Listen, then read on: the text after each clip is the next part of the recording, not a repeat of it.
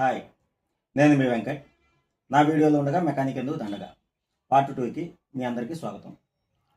నేను చెప్పిన ఆ 11 టూల్స్ కొన్ని మీరంతా సిద్ధంగా ఉన్నారని అనుకుంటున్నాను. ఇంకెందుకు ఆలస్యం, ఈరోజు ఒక కామన్ ప్రాబ్లం సాల్వ్ చేద్దాం. మన ఇంట్లో మిక్సీ, కూలర్, ఫ్రిడ్జ్ ఇలా ఏదైనా సరే ఎలకలు వైర్లు కొరకడం వల్ల చాలా ఇబ్బంది పడుతుంటాం. దీనికోసం మెకానిక్ని పిలిస్తే 300 నుండి 500 రూపాయలు తీసుకుంటారు. తీరా ఆయన చేసిన చిన్న పని చూసి అయ్యో దీనికా ఎంత డబ్బు అని బాధపడతాం. ఇకపై ఆ బాధ మీకు వద్దు. ఇలా మీలో ఎవరైనా బాధపడి ఉంటే కామెంట్లో పెట్టండి. అయితే ముందుగా మీరు చేయాల్సిన పని, ఏదైనా వస్తువు రిపేర్ చేసే ముందు ప్లగ్ పిన్ స్విచ్ బోర్డ్ నుండి తీసివేయండి. ఇది బాగా గుర్తుపెట్టుకోండి. ప్లగ్ పిన్ని స్విచ్ బోర్డ్ నుండి తీసివేసి అప్పుడు మనం పని చేయాలి. సేఫ్టీ ఫస్ట్ అండి. మనం ఏ పని చేసినా. ఇదిగోండి నాది, ఇది మెయిన్స్ కార్డ్ అండి మిక్సీది. ఇదిగోండి ఎలకలు ఇలా డ్యామేజ్ చేస్తాయి అన్నమాట. చూడండి, కనిపిస్తుంది కదా. ఈ రకంగా డ్యామేజ్ చేసినప్పుడు పొరపాటున చేయి తగిలినా ఏదన్నా జరిగినా చాలా ప్రమాదం జరుగుతుందండి.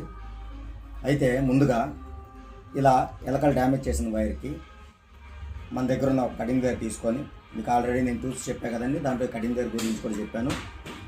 ముందుగా ఈ కటింగ్ వైర్తో ఎలకలు ఎక్కడ దాకా అయితే డ్యామేజ్ చేశాయో ఆ డ్యామేజ్ చేసిన వైర్ని ఈ రకంగా కట్ చేసి డ్యామేజ్ చేసిన భాగాన్ని పూర్తిగా అక్కడ దాకా తీసివేయాలండి. కట్ చేసిన తర్వాత ఈ రకంగా మనం వైర్ని కట్ చేసుకోవాలండి. కట్ చేసుకున్న తర్వాత ఈ రకంగా కనిపిస్తుంది. కట్ చేసుకున్న తర్వాత స్లీవ్ కటర్ అండి, మీకు పార్ట్ 1లో చెప్పాను నేను. ఈ స్లీవ్ కట్టర్తో మీరు ఈ రకంగా వైర్ పైన ఉన్నటువంటి ఇన్సులేషన్ని కట్ చేసుకొని రకంగా కట్టర్తో తీసిన తర్వాత ఇలా మీకు 3 వైర్లు కనిపిస్తాయండి. రెడ్, బ్లాక్, గ్రీన్ అండి. అలాగే మరో పక్క ముక్కలో కూడాను మనం స్లీవ్ కట్టర్తో అదే విధంగా కట్ చేసి ఇవ్వండి. అలాగే మరోవైపు కూడా ఈ రకంగా ఇన్సులేషన్ తీసుకొని ఇలా 3 వైర్లని విడివిడిగా పెట్టుకోవాలన్నమాట. అదే స్లీవ్ కట్టర్తో ఇలా ఈ 3 వైర్లకు కూడా ఇన్సులేషన్ తీసుకోవాలి. ఈ రకంగా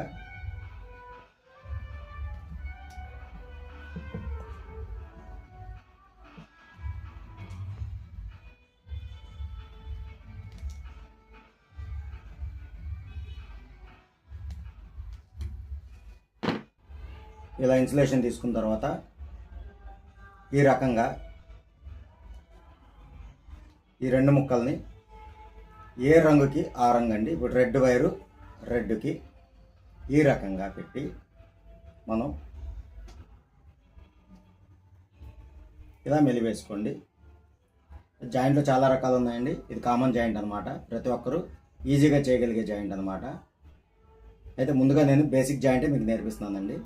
ఈ రకంగా ముందు మెలివేసుకొని ఇలా కటింగ్ ప్లేర్ తీసుకొని ఈ కటింగ్ ప్లేర్తో నిదానంగా జాయింట్ని గట్టిగా మెలివేసుకోండి. ఇలా ఇన్సులేషన్ టేప్ తీసుకొని ఈ రకంగా ఏ వైర్ కా వైర్ అండి, ఏ కలర్ కా కలరు ఈ రకంగా ఇన్సులేషన్ టేప్తో మీరు పూర్తిగా ఆ జాయింట్ వేసిన వైర్ని కవర్ చేసుకోవాలండి. ఎక్కడా కూడా మీకు జాయింట్ లీకేజ్ అనేది ఉండకూడదండి. పూర్తిగా మీకు ఆ రాగి వైర్ ఏదైతే ఉందో అది పూర్తిగా మొత్తం కవర్ అయిపోయే విధంగా ఈ రకంగా టేప్తో, ఇన్సులేషన్ టేప్తో మీరు టేప్ చేసేసుకోండి.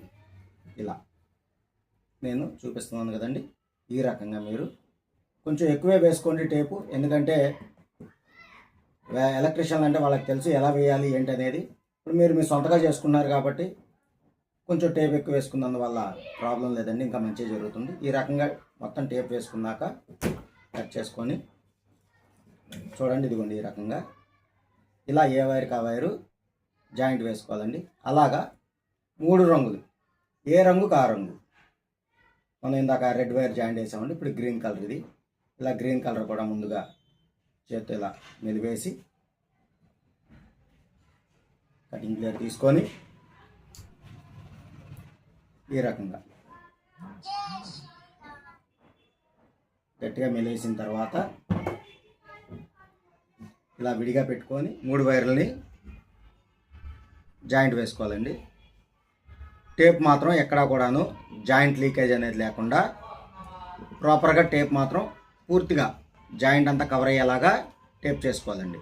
ఇలాగా బ్లాక్కి బ్లాక్, గ్రీన్కి గ్రీను, రెడ్కి రెడ్, ఏ రంగుకి ఆ రంగు వేయరండి. బాగా చూడండి, ఏ రంగుకి ఆ రంగు. గ్రీన్ కలర్ ఎర్త్ అనమాట అండి, రెడ్ ఫేసు, బ్లాక్ న్యూట్రల్.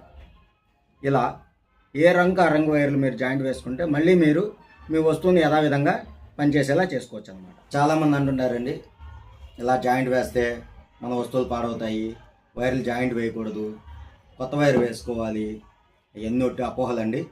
అలాంటి ఏం పెట్టుకోవద్దు. మనం లక్షలు ఖర్చు పెట్టి కట్టించుకునే ఇంట్లో చేయించుకునే వైరింగ్లో కూడా చాలా జాయింట్లు ఉంటాయండి. జాయింట్ అనేది లేకుండా వైరింగ్ అనేది అవ్వదు, ఏ వస్తువు కూడా తయారవ్వదండి. కాకపోతే వేసే జాయింట్ చాలా జాగ్రత్తగా వేసే విధానంలో ఉంటుందండి. కాబట్టి జాయింట్ అనేది చాలా జాగ్రత్తగా వేయండి, మీ వస్తువుకి ఎలాంటి ప్రాబ్లము రాదు. అలాగే పైసా ఖర్చు లేకుండా మీరే సొంతగా ఎటువంటి మెకానిక్ని పిలవకుండా ఈ రకంగా జాయింట్ వేసి మీ వస్తువులను తిరిగి ఉపయోగించుకోవచ్చు అన్నమాట.